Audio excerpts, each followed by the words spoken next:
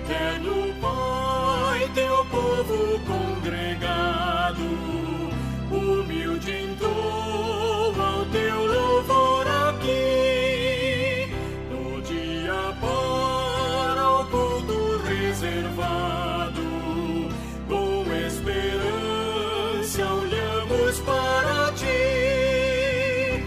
Deus Santo, livre, ó grande Deus, clamamos, com fé singela e reverente amor, e como atentos filhos procuramos ciência na palavra do Senhor. Que a graça e a paz do Senhor Jesus esteja em nosso coração. Louvamos a Deus por sua graça e bondade, porque Deus tem nos concedido o privilégio de poder meditar em sua palavra. Assim, nós queremos fazer uma meditação na palavra do Senhor. Passemos então a leitura da palavra de Deus, da Bíblia Sagrada, em Atos, capítulo 28, dos versículos 16 até o versículo 22, que nos diz assim: Uma vez em Roma, foi permitido a Paulo morar por sua conta, tendo em sua companhia o soldado que guardava. 3 dias depois, ele convocou os principais dos judeus, e quando se reuniram, lhes disse: Varões irmãos, nada havendo feito contra o povo, ou contra os costumes paternos, contudo, vim preso desde Jerusalém, entregue nas mãos dos romanos, os quais, havendo-me interrogado, quiseram soltar-me sobre a preliminar de não haver em mim nenhum crime passível de morte. Diante da oposição dos judeus, senti-me compelido a apelar para César, não tendo eu, porém, nada de que acusar minha nação. Foi por isso que vos chamei, para vos ver e falar, porque é para a esperança de Israel que estou preso com estas cadeias. Então eles lhe disseram: Nós não recebemos da Judéia nenhuma carta que te dissesse respeito. Também não veio qualquer dos irmãos que nos anunciasse ou dissesse de ti mal algum.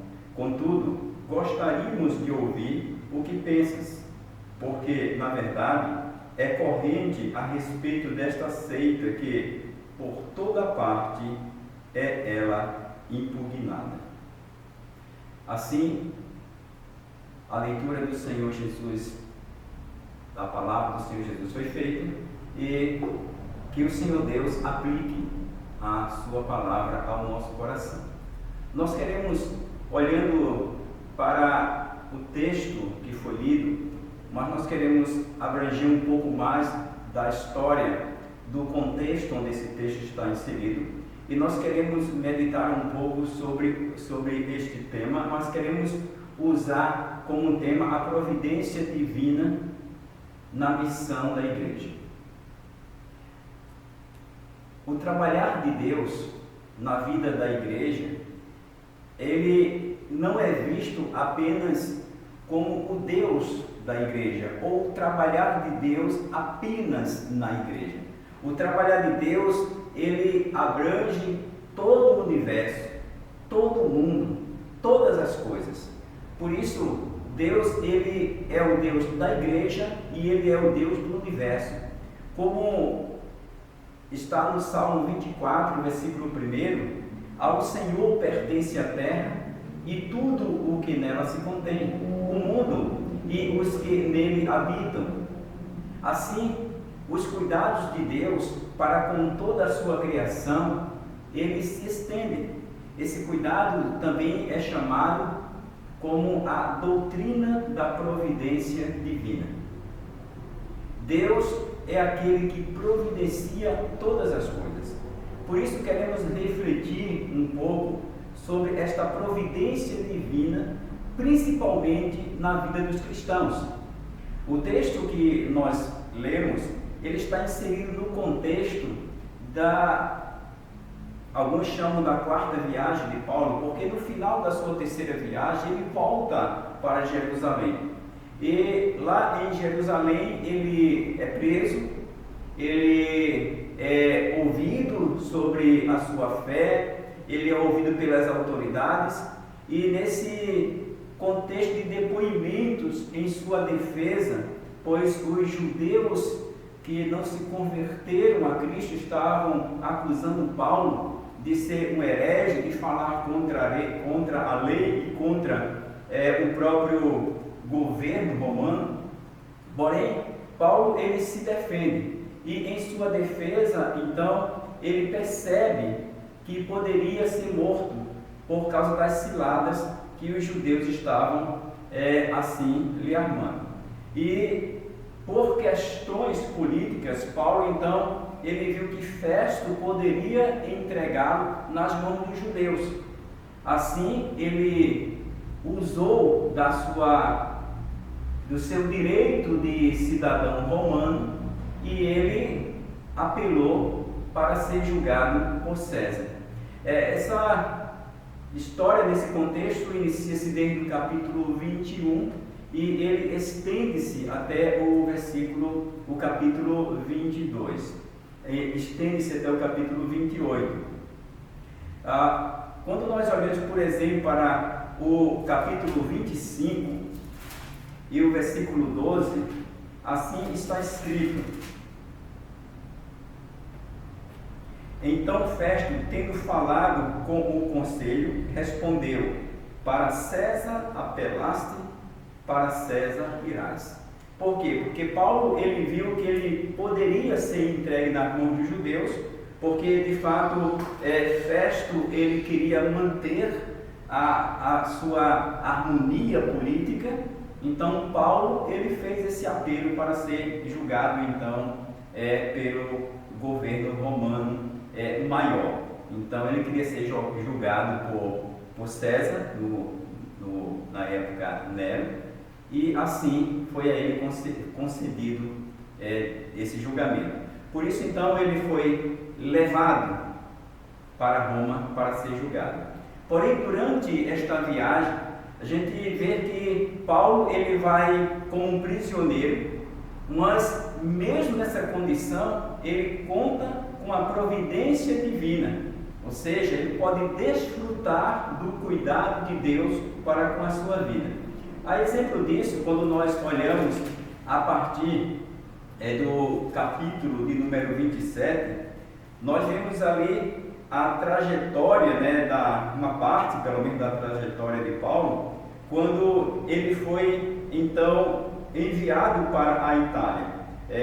Então, ele é colocado num navio e ali ele é enviado, então, para Roma. Claro, ele tem que passar pela Itália e por outras províncias, então, até chegar lá. Porém, alguns fatos importantes aconteceram que mostram, então, ou revelam a providência divina.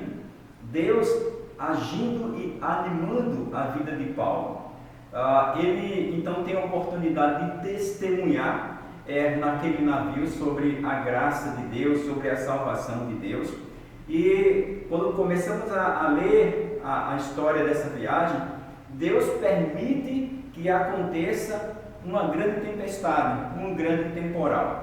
Alguns podem até dizer: não, mas era comum isso acontecer. Sim, mas Deus está no controle de todas as coisas. Deus, ele é aquele que permite as coisas acontecer, fazem essas coisas acontecerem quando assim é do seu agrado. Mas o texto narrado por Lucas em Atos aqui diz que enquanto Paulo estava naquele navio, levantou-se uma grande tempestade, a ponto de os marinheiros ficarem desesperados, e isso durou dias, e eles queriam até, de certa forma, matar os prisioneiros. E não era um barco pequeno, era um grande navio, era um navio que levava prisioneiros. A narração da história fala que existia ali um centurião. O centurião é um oficial romano, era um oficial romano que tinha a responsabilidade de pelo menos cuidar de 100 soldados. Ele tinha 100 homens ao seu dispor, aos seus cuidados. E talvez não tivesse 100 soldados naquele navio, ou talvez tivesse, porém ali naquele navio tinha pelo menos 276 pessoas. E essas 276 pessoas, contando com Paulo, estavam vivendo esse contexto de turbulência. E dentro desse contexto, então, ali, de grande turbulência, é onde podemos ver a providência de Deus.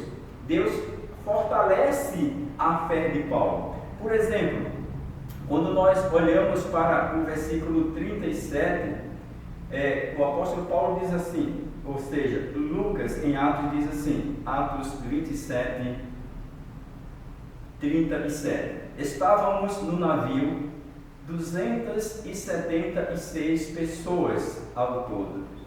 Então, era um número grande de pessoas ali que poderiam perecer, mas Deus estava no controle.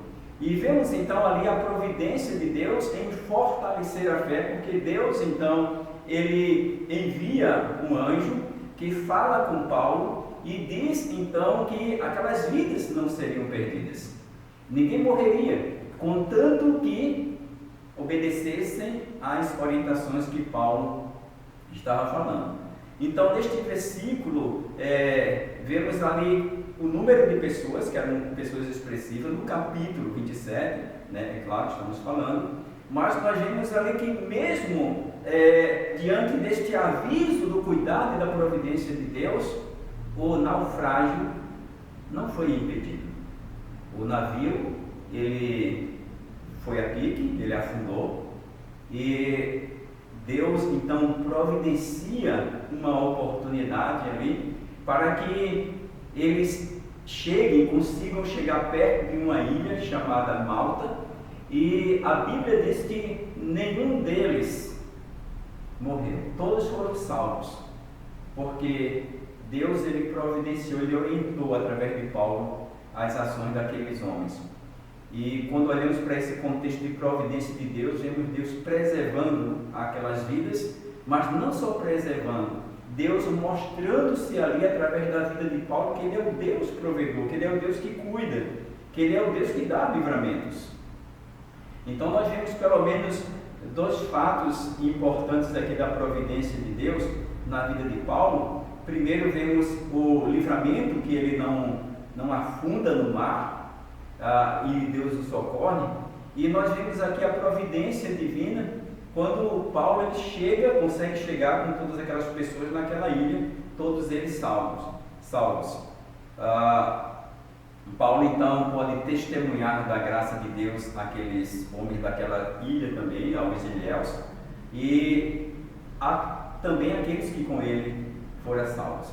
É interessante em Atos 28, que dentro desse contexto, né, no versículo 3, assim está escrito: tendo Paulo ajuntado e atirado à fogueira um feixe de gravetos, uma víbora, fugindo do calor, prendeu-se-lhe a mão.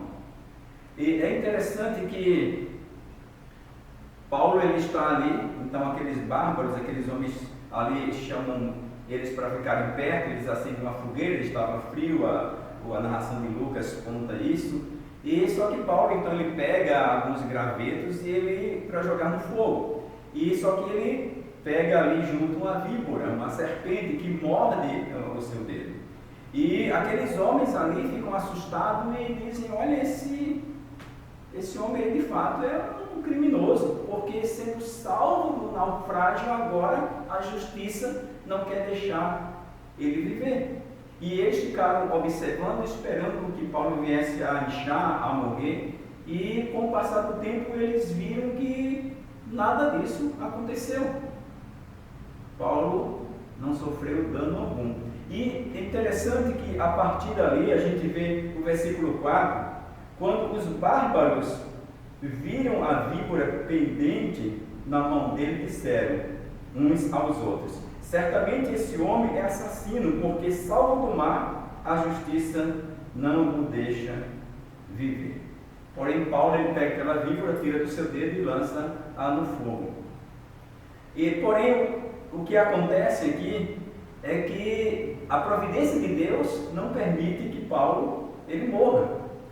O versículo 6 de Atos 28, assim está escrito: mas eles esperavam que ele viesse a inchar ou a cair morto, de repente. Mas depois de muito esperar, vendo que nenhum mal lhe sucedia, mudando de parecer, diziam ser ele um Deus. E olhamos aqui essa mudança de parecer daqueles homens incrédulos, daqueles homens que não conheciam a Deus e que tinham no coração uma idolatria muito forte. Ao perceberem que Paulo não estava morto, porque eles de fato viram que aquela víbora era um animal conhecido naquela ilha e que era mortífero, mas vendo que nada aconteceu com Paulo, agora de assassino eles estão considerando Paulo como um Deus. Então a idolatria era tão forte no coração daqueles homens que eles entenderam que Paulo então não era um homem comum. E essa mudança, de parecer, tanto uma como outra estava errada, porque nem Paulo era assassino, embora estava preso ali, sendo levado para julgamento, mais inocentemente, e também ele não era um Deus, mas ele estava ali sob a proteção de Deus, a proteção divina. Deus estava o guardando.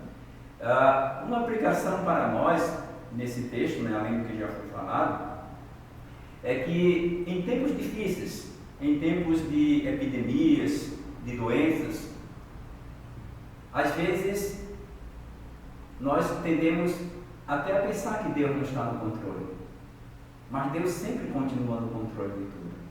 Deus estava no controle naquele naufrágio, Ele estava no controle quando aquela víbora passou o seu veneno para Paulo. Deus está no controle de todas as coisas e ainda Ele está, porque o Senhor é o Senhor que te sara.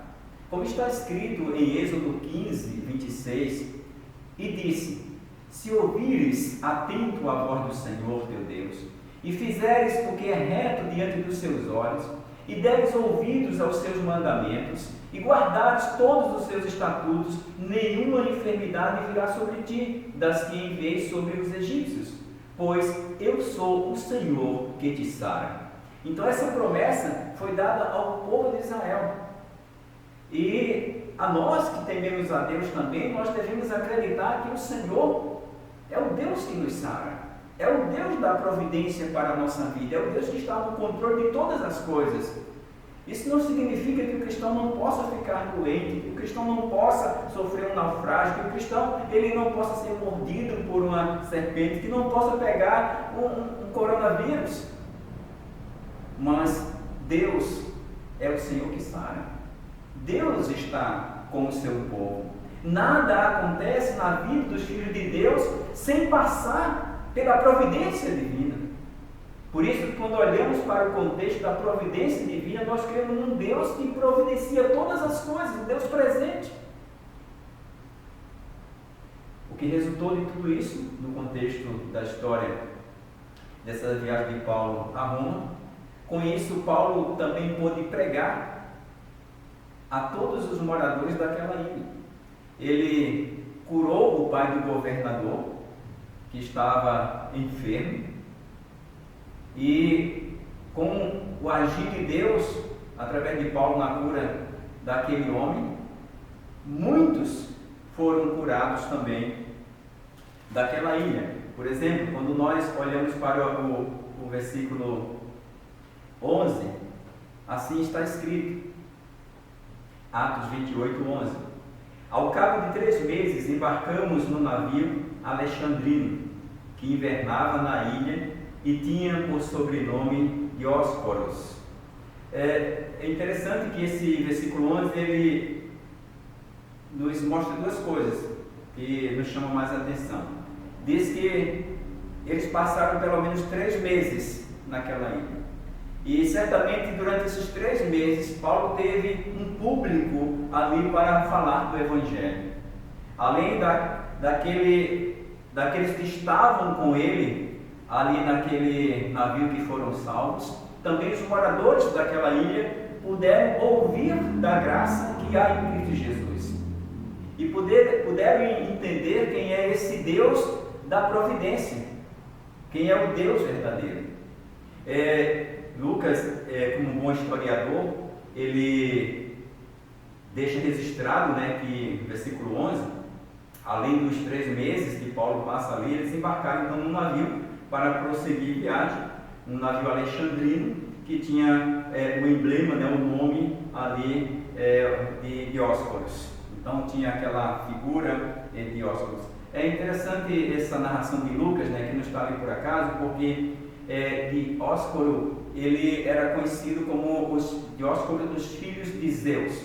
Então eles acreditavam que Dióscoros, que representavam 2 ídolos para eles, 2 deuses para eles, 2 ídolos, que era Castor e Pollux. E acreditavam que eram os 2 filhos gêmeos de Zeus, e esses Dióscoros, eles eram tidos no contexto daquela época como protetor dos marinheiros.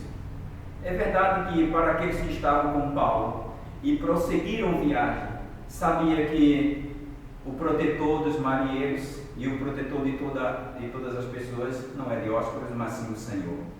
E Paulo teve a oportunidade de testemunhar ali.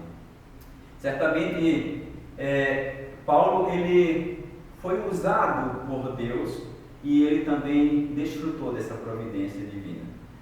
O versículo 16 de Atos, capítulo 28, ainda nos diz assim: uma vez em Roma, foi permitido a Paulo morar por sua conta, tendo em sua companhia o soldado que guardava.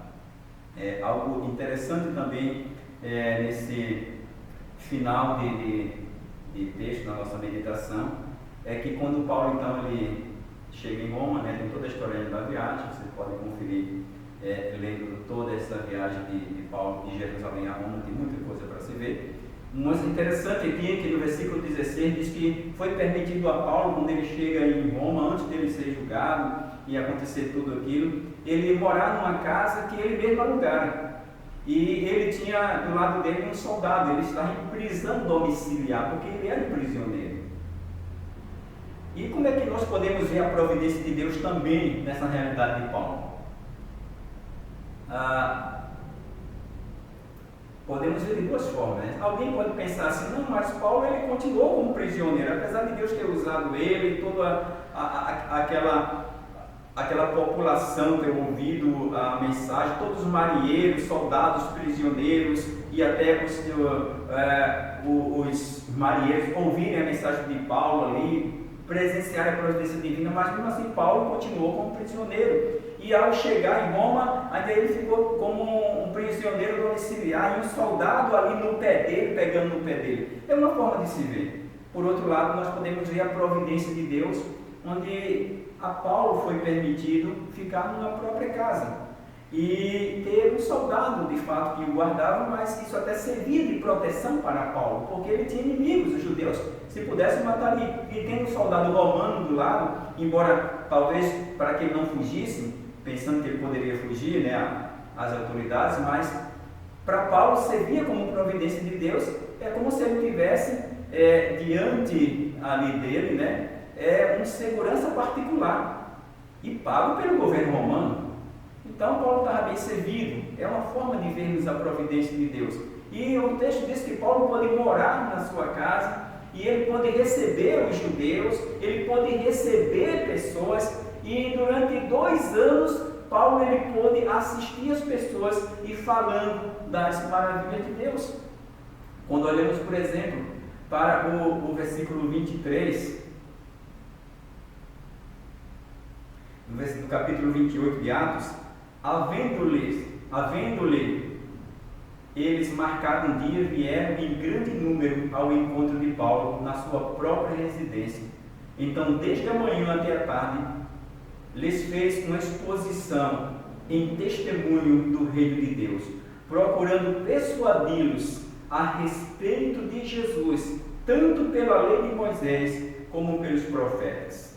Então vemos a narração de que Paulo ele teve a oportunidade de fazer da sua moradia uma congregação ali, uma sinagoga, não literalmente, mas ali ele teve a oportunidade de testemunhar do amor de Deus, testemunhar de Cristo.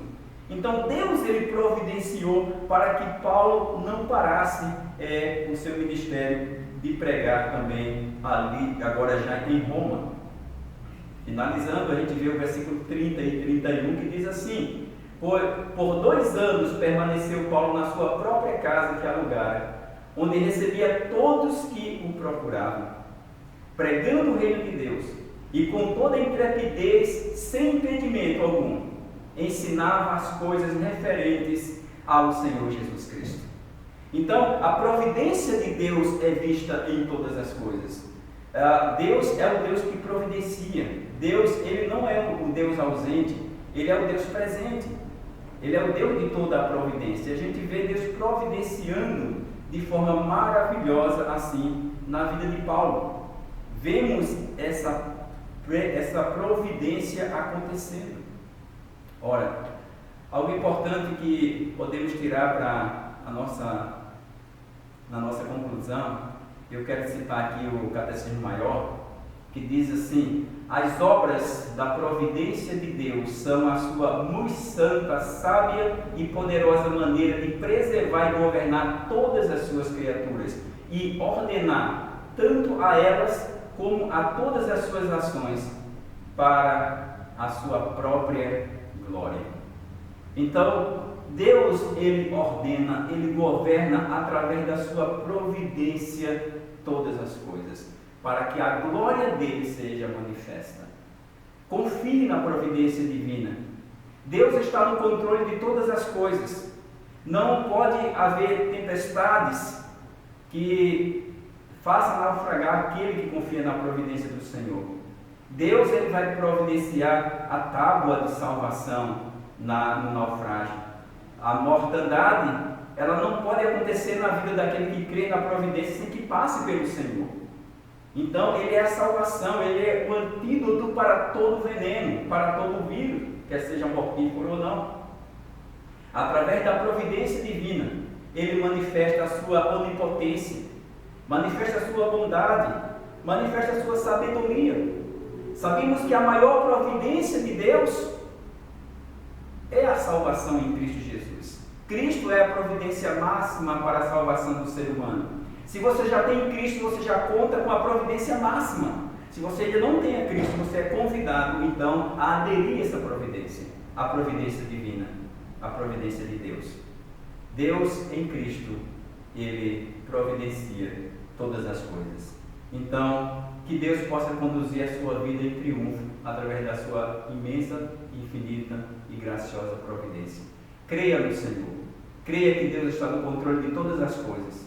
Ele é o nosso refúgio e a nossa fortaleza. Ele é o socorro bem presente nas tribulações. Que o Senhor nos dê graça. Oremos então ao nosso Deus, suplicando a sua graça. Senhor nosso Deus, te louvamos porque Tu és o Deus da providência. A nossa vida está nas Tuas mãos e nós cremos, Senhor, que Tu estás no controle e no governo de todas as coisas. Nos ajude a confiar nessa providência que vem de Ti, porque Tu és o Senhor que sara, Tu és o Senhor que cura, Tu és o Senhor que providencia. Obrigado, Senhor, pela maior providência que Tu nos concede, que é Cristo Jesus, o nosso Salvador. Em nome de Cristo nós te oramos. Amém. Amém. Jesus aos teus benditos pés sentados, queremos teu conselho receber, e sendo por ti mesmo doutrinados, de mais em mais na santa fé crescer, do mundo e seus encargos retirados, queremos descansar em Ti, Senhor, mirando os ricos bens entesourados na plenitude do Teu vasto amor.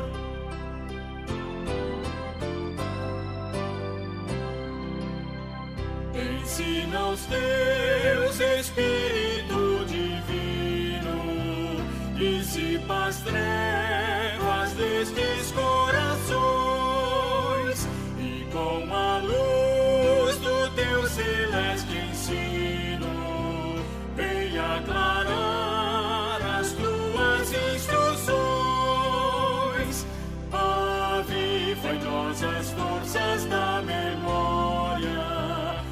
sempre mais queremos.